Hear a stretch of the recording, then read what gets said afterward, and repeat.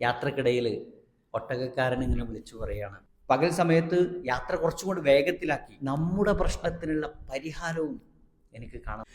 എല്ലാവർക്കും നമസ്കാരം. സാന്റിയാഗോ തൻ്റെ യാത്ര തുടരുകയാണ്. പുതിയ ചില ലക്ഷ്യങ്ങളുമായിട്ടാണ് സാന്റിയാഗോ മുന്നോട്ട് പോകുന്നത്. ഇവിടെ ആ ചില്ലുപാത്രക്കടയിൽ നിന്ന് ഇറങ്ങി ഇനി തൻ്റെ ജീവിതത്തിൽ കുറച്ച് അധികം ആടുകളെയൊക്കെ വാങ്ങി നല്ലൊരു ആട്ടിടയനായി ജീവിക്കണം എന്ന ഒരു സ്വപ്നമാണ് ഇപ്പോൾ മനസ്സിലുള്ളത്. ചില്ലുപാത്രക്കടയിൽ നിന്ന് ഇറങ്ങി സാന്റിയാഗോ ഇങ്ങനെ തുറമുഖത്തെ ലക്ഷ്യമാക്കി നടക്കുകയാണ്. അങ്ങനെ നടന്നുകൊണ്ടിരിക്കുമ്പോൾ മനസ്സിൽ പല ചിന്തകൾ വരുന്നുണ്ട്.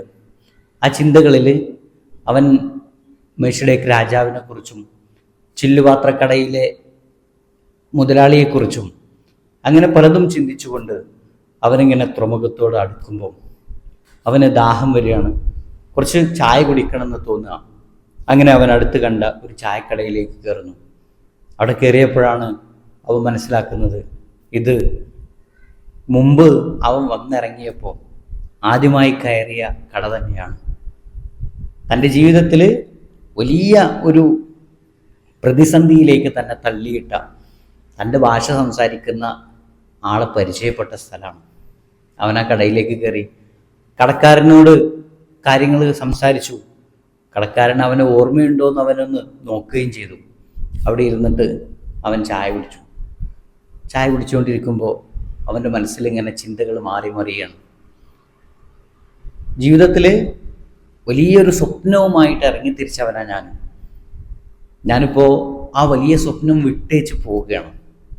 ഇന്ന് ഞാനിവിടെ നിന്ന് നാട്ടിലേക്ക് പുറപ്പെട്ടു കഴിഞ്ഞാൽ ആട്ടിടയനായി അവിടെ അങ്ങനെ ജീവിക്കും. എന്നാൽ ഞാൻ ഉദ്ദേശിച്ച് പുറപ്പെട്ടിരുന്ന എൻ്റെ ഈ സ്വപ്നത്തിലേക്ക് ഇനിയൊരു തിരിച്ചുമടക്കം, ഒരു തിരിച്ചു യാത്ര ഉണ്ടാവുകയില്ല. അവിടെ നിന്ന് അവനിങ്ങനെ ആലോചിക്കണം, ഇപ്പോൾ തിരിച്ചു പോയാൽ ആ സ്വപ്നവും ബാക്കിയാക്കി തിരിച്ചുപോയ വെറുമൊരു ആട്ടിടയനായി ഞാൻ മാറുകയാണോ? അതല്ല, തൻ്റെ സ്വപ്നത്തിലേക്ക് യാത്ര ചെയ്ത് സ്വപ്നത്തിൽ നിധി കണ്ടെത്തി വിജയശ്രീലാളിതനായി തിരിച്ചു വരികയാണോ ഞാൻ വേണ്ടത്? അതങ്ങനെ ചിന്തിക്കുക. അങ്ങനെ ചിന്തിച്ചുകൊണ്ടിരിക്കുമ്പോൾ അവൻ്റെ മനസ്സിലേക്ക് ആ മെഷിഡേക്ക് രാജാവിൻ്റെ മുഖം ഇങ്ങനെ വരിക. ആ രാജാവിൻ്റെ മുഖം കാണുമ്പോൾ അവൻ ഓർമ്മ വരികയാണ്, ചില്ലുപാത്രക്കടയിലെ മുതലാളി ഇതേ രൂപമാണല്ലോ. അല്ലെങ്കിൽ മുതലാളിയുടെ അതേ രൂപം തന്നെയാണ് മെഷിഡേക്ക് രാജാവിനുള്ളത്. ഒരുപക്ഷെ ആ രാജാവറ്റ് വന്നിട്ട് എന്നെ സഹായിച്ചതാണോ? നിധി തേടിയുള്ള എൻ്റെ യാത്രയിൽ ഒരു സഹായിയായിട്ട്, ഒരു നിമിത്തമായിട്ട് വന്നതാണോ എന്നൊക്കെ അവൻ ചിന്തിക്കുകയാണ്. എന്നിട്ട് അവൻ അവിടെ നിന്നൊരു തീരുമാനമെടുക്കുക, എന്തായാലും ഈജിപ്തിലേക്ക് തന്നെ പുറപ്പെടാം. അങ്ങനെ അവിടെ നിന്ന് തൻ്റെ ചില്ലുപാത്രക്കടയിലെ മുതലാളിയുടെ ഒരു സ്ഥിരം കസ്റ്റമറായി അവിടെ എപ്പോഴും വരാറുള്ള ഒരു അറബിയായൊരു മനുഷ്യൻ, അദ്ദേഹത്തിൻ്റെ പ്രധാന ജോലി ആളുകളെ മരുഭൂമി കടത്തി കൊടുക്കുക എന്നുള്ളതാണ്. എന്നാൽ അദ്ദേഹത്തിനെ ഒന്ന് കാണാം, അദ്ദേഹത്തിൻ്റെ അടുത്തേക്ക് പോകാം എന്ന് സാന്റിയാഗോ തീരുമാനിച്ച് അവിടുന്ന് അങ്ങോട്ട് പോവുകയാണ്. പിന്നീട് കഥയിൽ നമുക്ക് കാണാൻ പറ്റുന്നത് ഒരു മേച്ചിൽ സ്ഥലം, അല്ലെങ്കിൽ ആടുകളെയും ഒട്ടകത്തെയും ഒക്കെ കെട്ടിയിടുന്ന, അല്ലെങ്കിൽ അവയൊക്കെ വിരഹിക്കുന്ന ഒരു പ്രദേശമാണ് കാണുന്നത്. അവിടെ ഒരു ചെറിയൊരു ഷെഡിൽ ഒരു ബെഞ്ചിൽ ചാരി ഇരുന്നു കൊണ്ട് ഒരു ഇംഗ്ലീഷുകാരൻ പുസ്തകം വായിക്കുന്ന ഒരു രംഗമാണ്. ആ ഇംഗ്ലീഷുകാരൻ പുസ്തകം വായിച്ചുകൊണ്ടിരിക്കുമ്പോൾ അവിടേക്ക് ഒരു അറബി കുപ്പായമിട്ട് തലയിൽ കെട്ടും വട്ടും ഒക്കെ ഉള്ള ഒരാളിങ്ങനെ കടന്നു വരിക. ആ കടന്നു വരുന്ന ആ യുവാവ് ഇംഗ്ലീഷുകാരനോട് ചോദിക്കുന്നുണ്ട്, നിങ്ങൾ എങ്ങോട്ടാണ് പോകുന്നത്? ആ ചോദ്യം അത്ര ഇഷ്ടപ്പെടാതെ തൻ്റെ പുസ്തകവായനയിൽ നിന്ന് പതുക്കെ ഒന്ന് തലപൊക്കി തല താഴ്ത്തിക്കൊണ്ട് ഇംഗ്ലീഷുകാരൻ പുസ്തകം വായിച്ചുകൊണ്ടിരിക്കുക. ആ കയറി വന്ന ആള് നമ്മുടെ സാന്റിയാഗോ അദ്ദേഹത്തിൻ്റെ പെരുമാറ്റം തീരെ ഇഷ്ടമായില്ല. സാന്റിയാഗോ അവിടെ അടുത്ത് ഇരുന്നിട്ട് സാന്റിയാഗോ പതുക്കെ അദ്ദേഹത്തെ ഇങ്ങനെ നോക്കി.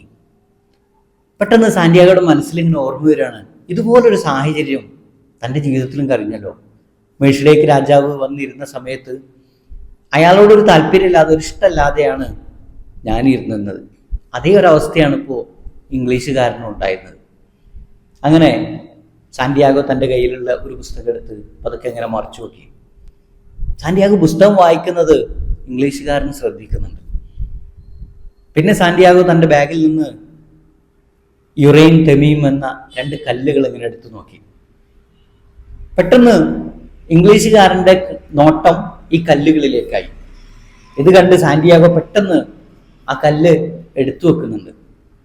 അപ്പൊ ഇംഗ്ലീഷുകാരൻ പറയാണ്, ഇത് യുറൈൻ തെമീം എന്ന കല്ലല്ലേ? ഇത് കേട്ട് സാന്റിയാഗോ അത്ഭുതപ്പെട്ടുപോയി. സാന്റിയാഗോ അദ്ദേഹത്തോട് ചോദിക്കുന്നുണ്ട്, ഇതിനെക്കുറിച്ച് നിങ്ങൾക്ക് എങ്ങനെ അറിയാം? ഇംഗ്ലീഷുകാരൻ പറഞ്ഞു, ഇത് എല്ലാവർക്കും കിട്ടുന്നതല്ലേ. ഇതാ ഏതൊരു സ്ഥലം പറഞ്ഞിട്ട് ആ സ്ഥലത്ത് ഇത് ഒരുപാടുണ്ട്, എല്ലാവർക്കും വാങ്ങിക്കാൻ പറ്റും. എന്നാൽ അറിവുള്ള ആളുകൾ മാത്രമേ ഇത് കൊണ്ടു നടക്കുള്ളൂ എന്ന് പറഞ്ഞിട്ട് അദ്ദേഹവും അദ്ദേഹത്തിൻ്റെ കയ്യിലുള്ള കല്ലെടുത്ത് കാണിക്കുന്നുണ്ട്. ഇത് സാന്റിയാഗോയുടെ മനസ്സിൽ വല്ലാത്തൊരു മാറ്റം ഉണ്ടാക്കുകയാണ്. അവർ തമ്മിൽ പരസ്പരം സംസാരിക്കുകയാണ്. ഇംഗ്ലീഷുകാരൻ പറഞ്ഞു, ഞാൻ ഒരുപാട് കാലം യൂണിവേഴ്സിറ്റിയിലൊക്കെ വർക്ക് ചെയ്ത് ഒരു കോളേജ് അധ്യാപകനൊക്കെ ആയിരുന്നു.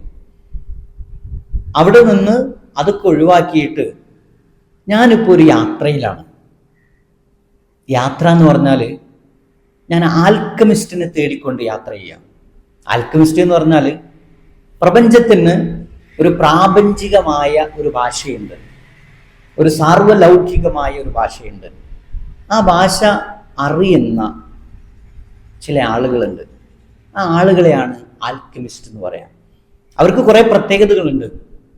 അവർ കുറേ കാലം ജീവിക്കും.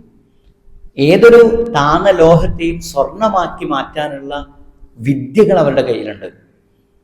അവർ ഒരു പ്രത്യേകം സ്വർണത്തിൻ്റെ ഒരു കല്ല് അവരുടെ കയ്യിലുണ്ട്.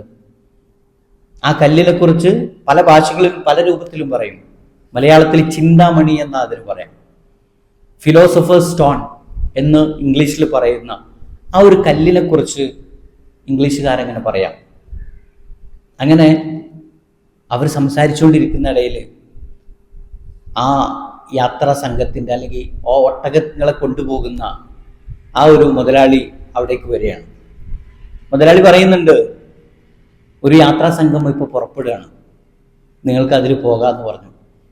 അങ്ങനെ ഒട്ടകത്തെ ഓൾറെഡി വാങ്ങി വെച്ചിട്ടുണ്ടായിരുന്ന ഈ ഇംഗ്ലീഷുകാരനും സാന്റിയാഗോവും രണ്ടാളും കൂടെ ഒട്ടകത്തിൽ കയറാൻ വേണ്ടി ഇങ്ങനെ ചെല്ലാം. അവിടെ ചെല്ലുന്ന സമയത്ത് ഒരുപാട് ആളുകളുണ്ട്, കുട്ടികളും സ്ത്രീകളും അതുപോലെ ആടുകളും മാടുകളും കോഴിയും ഒട്ടകവും ഇങ്ങനെ തുടങ്ങി ഒരുപാട് ആളുകൾ ഇങ്ങനെ നിരന്ന് നിൽക്കുക. അവരുടെ കൂട്ടത്തിലേക്ക് ഇവർ കയറി ചെന്നു. ഇവർ ചെന്ന് ആ സമയത്ത് ആ ഒരു യാത്രയുടെ തലവൻ, യാത്രയുടെ ലീഡർ അവിടെ വെച്ച് ചില നിർദ്ദേശങ്ങൾ കൊടുക്കുക. ഇനി നമ്മൾ മരുഭൂമിയിലേക്കുള്ള യാത്രയാണ്. മരുഭൂമിയിലേക്കുള്ള യാത്ര ഒരുപാട് പ്രത്യേകതകളുണ്ട്, ഒരുപാട് പ്രശ്നങ്ങൾ പ്രയാസങ്ങളൊക്കെ ഇതിലുണ്ടാവും. അവിടെയൊക്കെ അമീറായ നേതാവായ എന്നെ നിങ്ങൾ അനുസരിക്കണം. ഇനി എല്ലാവരും പ്രാർത്ഥിച്ചുകൊള്ളുക എന്ന് പറഞ്ഞു. എന്നിട്ട് അദ്ദേഹം ഞാൻ വിശ്വസിക്കുന്ന എൻ്റെ അള്ളാഹുവിൽ വിളിച്ചുകൊണ്ട് അദ്ദേഹം പ്രാർത്ഥിക്കുക. എന്നിട്ട് എല്ലാവരോടും പ്രാർത്ഥിക്കാൻ പറഞ്ഞു. അവരവരുടെ വിശ്വാസം അനുസരിച്ച് പ്രാർത്ഥിക്കാൻ പറഞ്ഞു. അങ്ങനെ എല്ലാവരും പ്രാർത്ഥിച്ചു. ഇംഗ്ലീഷുകാരനൊന്നും മിണ്ടാതെ നിന്നു. അങ്ങനെ പ്രാർത്ഥനയൊക്കെ കഴിഞ്ഞ് അവരുടെ യാത്ര പുറപ്പെടുകയാണ്. ഭയങ്കരമായ ശബ്ദ കോലാഹലങ്ങളോടുകൂടി യാത്ര ഇങ്ങനെ മുന്നോട്ട് പോവുക. കുട്ടികളുടെ കരച്ചിലും ഒച്ചപ്പാടുകളും പാട്ടുകളും മൃഗങ്ങളുമൊക്കെ വലിയ ശബ്ദ കോലാഹലങ്ങളുമായി യാത്ര ഇങ്ങനെ മുന്നോട്ട് പോകുമ്പോൾ മരുഭൂമിയുടെ ഉൾപ്രദേശങ്ങളിലേക്ക് ഇങ്ങനെ യാത്രാ സംഘം കടക്കുകയാണ്. നോക്കത്താ ദൂരത്ത് അങ്ങനെ കിടക്കുന്ന മരുഭൂമി, മൺതരികൾ മാത്രം, മൺകൂനകൾ മാത്രം. അങ്ങനെയുള്ള ആ മരുഭൂമിയിലൂടെ ഇങ്ങനെ യാത്ര പോകുമ്പോൾ എങ്ങും വിജനമാണ്. ആ ഒരു വിജനത അവർക്ക് ശരിക്കും മനസ്സിലാകുന്നു. മുകളിൽ ആകാശവും താഴെ മരുഭൂമിയും എന്ന ആ ഒരു രൂപത്തിൽ അവരിങ്ങനെ മുന്നോട്ട് പോകുമ്പോൾ പെട്ടെന്ന് യാത്രാസംഘത്തിൻ്റെ ശബ്ദ കോലാഹലങ്ങൾ ഇങ്ങനെ അടങ്ങുകയാണ്. ആ മരുഭൂമിയിലൂടെ സൈലൻസിലേക്ക്, ആ നിശബ്ദയിലേക്ക് ഇവരിങ്ങനെ ലയിച്ചു പോവുകയാണ്. പിന്നെ എങ്ങും മൗനം. ഇടക്കിടക്ക് മരുഭൂമിയിൽ വീശിയടിക്കുന്ന കാറ്റിൻ്റെ ശബ്ദം മാത്രം. അവിടെ ഉണ്ടായിരുന്ന ആ മൃഗങ്ങളുടെയൊക്കെ കുളമ്പടികളുടെ ശബ്ദങ്ങൾ മാത്രം. മറ്റെല്ലാ ശബ്ദവും ഇങ്ങനെ മാറിപ്പോവുക. ആ സൈലൻസിലേക്ക് നോക്കിയിട്ട് സാന്റിയാഗോ ഇങ്ങനെ വല്ലാത്തൊരു ചിന്തയിൽ മുഴുകിയിരിക്കുക. അങ്ങനെ പോകുന്ന സമയത്ത് സാന്റിയാഗോയുടെ ഒട്ടകത്തെ നിയന്ത്രിക്കുന്ന ആ ഒട്ടകത്തിൻ്റെ ഉടമ അദ്ദേഹം പറയുന്നുണ്ട്, വിശാലമായ മരുഭൂമി, അങ്ങകലെയുള്ള 2 ചക്രവാളങ്ങൾ, ഇതിനിടയിൽ മനുഷ്യൻ എത്ര നിസ്സാരനാണ്. ഇത് സാന്റിയാഗോയുടെ മനസ്സിനെ വല്ലാതെ ചിന്തിപ്പിക്കുന്നുണ്ട്. ഞാൻ ആകാശങ്ങളിലേക്ക് നോക്കുമ്പോൾ പലപ്പോഴും ഞാൻ ചിന്തിച്ചിട്ടുണ്ട്, ഈ ആകാശങ്ങൾ ഇങ്ങനെ കാണുമ്പോൾ മനുഷ്യൻ എത്ര നിസ്സാരനാണ് എന്ന്. ഇതേ ചിന്തയാണ് ഈ ഒട്ടകക്കാരനും പറയുന്നത്. ശരിക്കും അദ്ദേഹത്തിൽ നിന്ന് ഞാൻ കുറേ കാര്യങ്ങൾ പഠിക്കാനുണ്ട്, സാന്റിയാഗോ പറയാം. അങ്ങനെ ഒട്ടകക്കാരനോട് സാന്റിയാഗോ സംസാരിച്ചുകൊണ്ട് പതുക്കെ അവർ തമ്മിൽ കമ്പനിയാകുന്നുണ്ട്. രാത്രിയിൽ സാധാരണയായിട്ട് യാത്ര പകൽ സമയങ്ങളിലാണ്. നല്ല ഉച്ച സമയമാകുമ്പോൾ അവരൊന്ന് വിശ്രമിക്കും. പിന്നീട് രാത്രിയാണ് അവർക്ക് അടുത്ത വിശ്രമമുള്ളത്. ഇതിനിടയിലൊക്കെ യാത്രയാണ്. ഈ വിശ്രമിക്കുന്ന സമയത്ത് തീ കൂട്ടിയിട്ടിട്ട് തണുപ്പകറ്റാനും വെളിച്ചം കിട്ടാനുമായി അവർ ആ തീയിൻ്റെ ചുറ്റും ഇങ്ങനെ കൂടിയിരിക്കും. ആ സമയം പല രസകരമായ ആനന്ദകരമായ പല കളികളും മറ്റുമായിട്ട് അവർ കഴിച്ചു കൂട്ടും. അങ്ങനെ പകൽ സമയത്ത് എല്ലാവരും മൗനികളായിട്ട് യാത്ര ചെയ്യുകയും രാത്രി വിശ്രമിക്കുമ്പോൾ അവർ ആനന്ദിക്കുകയും ചെയ്യുന്ന ഒരു രസകരമായ യാത്രയാണ്. എന്നാൽ യാത്രയുടെ ഒരുപാട് പ്രയാസങ്ങൾ അവർ നേരിട്ടുകൊണ്ടിരിക്കുന്നുണ്ട്. അങ്ങനെ ഒരു ദിവസം രാത്രിയിൽ ഈ ഒട്ടകക്കാരൻ അദ്ദേഹത്തിൻ്റെ കഥ പറയുന്നുണ്ട്. അദ്ദേഹം പറയുന്നു, ഭാര്യയും മക്കളും നല്ല ഒരു തോപ്പുമുള്ള ഒരു മുതലാളിയായിരുന്നു ഞാൻ. ഈ തോപ്പിൽ നിന്ന് കിട്ടുന്ന വരുമാനം കൊണ്ട് ജീവിതകാലം മുഴുവൻ കഴിച്ചു കൂട്ടാമെന്ന് വ്യാമോഹിച്ചിരുന്നു. ഒരിക്കൽ നല്ല വിളവ് കിട്ടുകയും കുടുംബസമേതം ഞങ്ങൾ ഹജ്ജിന് പോവുകയൊക്കെ ചെയ്തു. ഹജ്ജ് കഴിഞ്ഞ് തിരിച്ചു വന്നു. കുറച്ച് കഴിഞ്ഞപ്പോഴാണ് ഒരു ഭൂമി കുലുക്കം ഉണ്ടായത്. ആ കുലുക്കത്തിൽ നൈൽ നദിയിൽ നിന്ന് വെള്ളം ഉയരുകയും വലിയ പ്രളയമുണ്ടാകുകയും തങ്ങളുടെ തോപ്പൊക്കെ നശിച്ചു പോവുകയും ചെയ്തു. ഈ സമയത്ത് ഈത്തപ്പനകൾ നശിക്കുന്നല്ലോ എന്ന ചിന്തയായിരുന്നു അയൽവാസികൾക്കൊക്കെ ഉണ്ടായിരുന്നത്. മക്കളൊക്കെ നഷ്ടപ്പെടുമോ, അതിൽ പെട്ടുപോകുമോ എന്ന ഭയമായിരുന്നു എൻ്റെ ഭാര്യയ്ക്കുണ്ടായിരുന്നത്. എല്ലാം നഷ്ടപ്പെട്ടല്ലോ എന്നൊരു ചിന്തയായിരുന്നു എനിക്കുണ്ടായത്. എന്നാൽ അവിടെ നിന്ന് ഞാൻ ഈ ജോലി ഏറ്റെടുക്കുകയാണ്. അങ്ങനെയാണ് ഞാനൊരു ഒട്ടകക്കാരനായത്. എന്നിട്ട് അദ്ദേഹം പറയുന്നുണ്ട്, ഇങ്ങനെ മനുഷ്യന് പല പ്രശ്നങ്ങൾ ഉണ്ടാകുമ്പോഴും അതിൽ നിരാശപ്പെടേണ്ട ആവശ്യമൊന്നുമില്ല. കാരണം സർവ്വതിനെയും സൃഷ്ടിക്കുന്ന ആ കരങ്ങൾ തന്നെയാണ് നമ്മുടെയൊക്കെ വിധിയെയും രേഖപ്പെടുത്തിയിട്ടുള്ളത്. എന്നിട്ട് അദ്ദേഹത്തിൽ നിന്ന് കുറേ കാര്യങ്ങൾ മനസ്സിലാക്കിക്കൊണ്ട് അവരുടെ ജീവിതം ഇങ്ങനെ മുന്നോട്ട് പോവുക. യാത്ര ഇങ്ങനെ തുടരുകയാണ്. നീണ്ടു കിടക്കുന്ന മരുഭൂമിയിലൂടെ ഇങ്ങനെ യാത്ര ചെയ്യാം. ഈ യാത്രയിൽ യാത്രാ സംഘത്തിൻ്റെ നേതാക്കന്മാരും അതുപോലെയുള്ള മറ്റാളുകളൊക്കെ അവർ നോക്കുന്ന പല ലക്ഷണങ്ങളെയും അവർ നോക്കുന്ന പല സൂചനകളെയും സാന്റിയാഗോ നോക്കി വെക്കുന്നുണ്ട്. എന്നിട്ട് സാന്റിയാഗോ പറയുന്നുണ്ട്, ഇപ്പോൾ ഒരുപാട് കാര്യങ്ങൾ ഞാൻ പഠിച്ചിട്ടുണ്ട്. ശരിക്കും പുസ്തകത്തിൽ നിന്ന് പഠിക്കുന്നതിലേറെ ഞാൻ പല രംഗങ്ങളിൽ നിന്നായി പഠിച്ചു. എൻ്റെ ആടുകളിൽ നിന്ന് ഒരുപാട് കാര്യങ്ങൾ പഠിച്ചു. എനിക്ക് ജീവിതത്തിലൊരു പ്രയാസം വന്നപ്പോൾ അതിൽ നിന്ന് കുറേ കാര്യങ്ങൾ പഠിച്ചു. ചില്ലുപാത്രക്കടയിൽ നിന്നും കടക്കാരിൽ നിന്നും ഒരുപാട് കാര്യങ്ങൾ ഞാൻ പഠിച്ചിട്ടുണ്ട്. ഇപ്പോൾ ഈ മരുഭൂമിയിലെ യാത്രയിൽ നിന്നും ഞാൻ പഠിച്ചുകൊണ്ടിരിക്കുകയാണ്. സാന്റിയാഗോ ഇതൊക്കെ ചിന്തിക്കുമ്പോഴും ഇംഗ്ലീഷുകാരന് അവിടെ ഇങ്ങനെ വായനയിൽ മുഴുകിക്കൊണ്ടിരിക്കുക. ഈ മരുഭൂമിക്ക് ചില കാവൽക്കാരുകളുണ്ട്. കാവൽക്കാരെന്ന് പറഞ്ഞാൽ അവർ പെട്ടെന്ന് യാത്രാ സംഘങ്ങളിലേക്ക് അടുത്തു വരും. അവരുടെ രൂപം പറയുന്നുണ്ട്. അവർ കണ്ണ് മാത്രമേ കാണുള്ളൂ, മുഖവും മറ്റെല്ലാ ഭാഗങ്ങളും മറച്ചിരിക്കും. അവരുടെ അരയിൽ ഇങ്ങനെ ഒരു വാള് തൂക്കിയിട്ട് കുതിരപ്പുറത്ത് വളരെ വേഗത്തിൽ അവർ വരും. ഒരിക്കൽ അവരുടെ യാത്രയുടെ അടുത്തേക്ക്, അവരുടെ യാത്രാ സംഘത്തിൻ്റെ തലവൻ്റെ അടുത്തേക്ക് അങ്ങനെ ഒരാൾ വരികയും പെട്ടെന്ന് അവർ തിരിച്ചു പോവുകയും ചെയ്തു. യാത്രയുടെ തലവൻ തിരിഞ്ഞു നിന്നിട്ട് പറയുന്നുണ്ട്, ഇനി മുതൽ രാത്രി ആരും തീ മൂട്ടരുത്.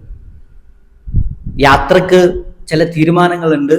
ആ തീരുമാനങ്ങൾ അംഗീകരിക്കാൻ ആരെങ്കിലും തയ്യാറായിട്ടില്ല എങ്കിൽ മരുഭൂമിയിൽ അവരുടെ മരണമായിരിക്കും. അതുകൊണ്ട് നിങ്ങൾ എന്നെ അനുസരിക്കണം എന്ന് പറഞ്ഞു. അപ്പോഴാണ് ഒട്ടകക്കാരൻ വന്നിട്ട് സാന്റിയാഗോട് പറയുന്നുണ്ട്, ഒരു യുദ്ധം നടക്കുന്നുണ്ട്. മരുഭൂമിയിൽ 2 ഗോത്രങ്ങൾ തമ്മിൽ പോരടിച്ചുകൊണ്ടിരിക്കുക. ഗോത്രങ്ങൾ തമ്മിലുള്ള യുദ്ധമായതുകൊണ്ട് തന്നെ അത് എപ്പോൾ അവസാനിക്കുന്നൊന്നും പറയാൻ കഴിയില്ല. ഒരുപക്ഷെ അതിങ്ങനെ നീണ്ടു നിൽക്കും. അതുകൊണ്ട് രാത്രിയിൽ തീ മൂട്ടിയാൽ, ശബ്ദമുണ്ടാക്കിയാൽ അത് ശത്രുക്കൾക്ക് സൂചനയാകും. അവർ ഒരുപക്ഷെ യാത്രാ സംഘത്തെ ആക്രമിക്കാൻ സാധ്യതയുണ്ട്. അതുകൊണ്ട് എല്ലാവരും അനുസരിക്കണം എന്ന് പറഞ്ഞു. ഈ തീരുമാനം ഇംഗ്ലീഷുകാരന് അത്ര ഇഷ്ടപ്പെട്ടില്ല. കാരണം അദ്ദേഹം ഒട്ടകപ്പുറത്ത് കയറുമ്പോഴേ കുറേ ബാഗുകളിൽ പുസ്തകവുമായിട്ടാണ് വന്നത്. അദ്ദേഹത്തിൻ്റെ ലക്ഷ്യം ആൽക്കമിസ്റ്റിനെ കണ്ടുമുട്ടുക എന്നുള്ളതാണ്. ആൽക്കമിസ്റ്റ് എന്തെങ്കിലും ചോദ്യം ചോദിച്ചാൽ ലോകത്തിൻ്റെ വിവരങ്ങളിൽ നിന്ന് ഏതെങ്കിലും ഒരു വിവരം ആൽക്കമിസ്റ്റ് ചോദിച്ചാൽ അതിന് ഉത്തരം പറയാൻ പറ്റണം. അതിനുവേണ്ടി ഇദ്ദേഹം പഠിച്ചുകൊണ്ടിരിക്കുക. സാന്റിയാഗോനോട് ഇദ്ദേഹം പറയുന്നുണ്ട്, ഞാൻ പോകുന്നത് അൽഫിയൂൻ എന്ന ഒരു മരുപ്പച്ചയുണ്ട്. ആ മരുപ്പച്ചയിൽ 200 വർഷങ്ങൾക്ക് അപ്പുറം ജീവിച്ചിരിക്കുന്ന ഒരു ആൽക്കമിസ്റ്റ് ഉണ്ട്. എൻ്റെ ഒരു സുഹൃത്ത് വഴി ഞാൻ അറിഞ്ഞതാണ്. അദ്ദേഹത്തെ കാണാൻ വേണ്ടി പോവാണ്. ഞാൻ ഈ പറഞ്ഞ ആൽക്കമിസ്റ്റിനുണ്ടാവുന്ന എല്ലാ ഗുണങ്ങളും അദ്ദേഹത്തിനുണ്ട്. അദ്ദേഹത്തോട് എനിക്കൊന്ന് കാണണം. അദ്ദേഹത്തിൻ്റെ അടുത്ത് നിന്ന് ആ വിദ്യകൾ എനിക്ക് പഠിക്കണം. അതിനുവേണ്ടിയാണ് ഞാൻ പോകുന്നതെന്ന് ഇംഗ്ലീഷുകാരൻ ഒരിക്കൽ പറയുന്നുണ്ട്. സാന്റിയാഗോ, ഞാൻ നിധി തേടി പോവുകയാണെന്ന് സാന്റിയാഗോയും പറഞ്ഞു. അങ്ങനെ ഇവർ രണ്ടുപേരും തമ്മിൽ എന്തോ ഒരു സാമ്യമുണ്ട് എന്നവർക്ക് തോന്നുകയും അവർ തമ്മിൽ കുറച്ചും കൂടെ അടുപ്പമുണ്ടാകുകയും ചെയ്തു. അങ്ങനെ ഒരു ദിവസം രാത്രിയിൽ തീ മൂട്ടാനും പറ്റുന്നില്ല, വായിക്കാനും പറ്റുന്നില്ല. ഇങ്ങനെയുള്ള ഒരു പ്രയാസത്തിൽ ഇങ്ങനെ നിൽക്കുന്ന സമയത്ത് തണുപ്പകറ്റാൻ ഇനി ഞങ്ങൾ എന്ത് ചെയ്യുമെന്ന് അവർ ചോദിക്കുമ്പോൾ യാത്രാ തലവൻ പറയുന്നുണ്ട്, നിങ്ങൾ മൃഗങ്ങളെയൊക്കെ വട്ടത്തിലാക്കിയിട്ട് വെക്കുക. ഒട്ടകത്തെയും മറ്റു മൃഗങ്ങളെയൊക്കെ ഇങ്ങനെ ചേർത്ത് വെച്ചിട്ട് അതിൻ്റെ നടുവിൽ നിങ്ങൾക്ക് കിടന്നുറങ്ങാം. ഒരു കൂട്ടർ കിടന്നിറങ്ങുമ്പോൾ ഒരു കൂട്ടർ യാത്രാ സംഘത്തിന് കാവൽ നിൽക്കുകയും വേണം എന്ന നിയമങ്ങളൊക്കെ ഉണ്ടാക്കി. ആ നിയമങ്ങളനുസരിച്ച് അവർ രാത്രികൾ കഴിച്ചുകൂട്ടി. പകൽ സമയത്ത് യാത്ര കുറച്ചുകൊണ്ട് വേഗത്തിലാക്കി. അതുപോലെ ഉച്ചയ്ക്കുള്ള വിശ്രമം കുറച്ചുകൊണ്ട് അവർ കൂടുതൽ യാത്രയായി മുന്നോട്ട് പോയി. അങ്ങനെ മുന്നോട്ട് പോകുമ്പോൾ ഒരു ദിവസം രാത്രിയിൽ ഇംഗ്ലീഷുകാരന് കിടന്നിട്ട് ഉറക്കം വരുന്നില്ല. അദ്ദേഹത്തിന് വല്ലാത്ത പ്രയാസം, അസ്വസ്ഥതയും ഉണ്ടാവുക. അദ്ദേഹം സാന്റിയാഗോ വിളിച്ചിട്ട് പറയുന്നുണ്ട്, എൻ്റെ കൂടെ ഒന്ന് വാ. എന്നിട്ട് കുറച്ചങ്ങോട്ട് മാറി ഇരുന്നിട്ട് സാന്റിയാഗോയും ഈ ഇംഗ്ലീഷുകാരനും തമ്മിൽ സംസാരിക്കുകയാണ്. ഇംഗ്ലീഷുകാരൻ അവൻ്റെ ജീവിതത്തിലെ കുറേ കാര്യങ്ങൾ പറഞ്ഞു. സാന്റിയാഗോയുടെ ജീവിതത്തിലുണ്ടായ സംഭവങ്ങളൊക്കെ ഇങ്ങനെ പറഞ്ഞു. അങ്ങനെ ഇവർ പരസ്പരം അവരുടെ ജീവിത കഥകൾ ഇങ്ങനെ പറഞ്ഞുകൊണ്ടിരിക്കുക. അങ്ങനെ ഇംഗ്ലീഷുകാരൻ പറയുന്നുണ്ട്, നമ്മുടെ യാത്രയിൽ കുറേ കാര്യങ്ങൾ നീ പഠിക്കാനുണ്ട്. ഈ യാത്രയിൽ നീ പഠിച്ചതും അതിൻ്റെ അപ്പുറം നീ പഠിക്കാനുണ്ട്. പുസ്തകങ്ങളിൽ നിന്നും നീ കുറേ പഠിക്കാനുണ്ട്. അങ്ങനെ ഇംഗ്ലീഷുകാരൻ കുറച്ച് പുസ്തകങ്ങളൊക്കെ സാന്റിയാഗോക്ക് വായിക്കാൻ കൊടുക്കുന്നുണ്ട്. സാന്റിയാഗോ കുറേ പുസ്തകങ്ങളൊക്കെ വായിച്ചു. ഇംഗ്ലീഷുകാരൻ വായിച്ച് കിട്ടിയ അറിവുകൾ പലതും സാന്റിയാഗോക്ക് പറഞ്ഞു കൊടുത്തു. അങ്ങനെ അവർ യാത്രയിൽ മറ്റൊരു ആനന്ദം അവർ കണ്ടെത്തുകയാണ്. ഈ യാത്രയിൽ സംഭവിക്കുന്ന പല കാര്യങ്ങളും, ആ കാര്യങ്ങളെക്കുറിച്ച് എന്താണ് അതുകൊണ്ട് ഉദ്ദേശിക്കുന്നതെന്ന് അവർ പരസ്പരം ചർച്ച ചെയ്യാനൊക്കെ തുടങ്ങി. ചില നിമിത്തങ്ങൾ അവർക്ക് ഗുണമായി അവർക്ക് തോന്നുകയും ചെയ്തു.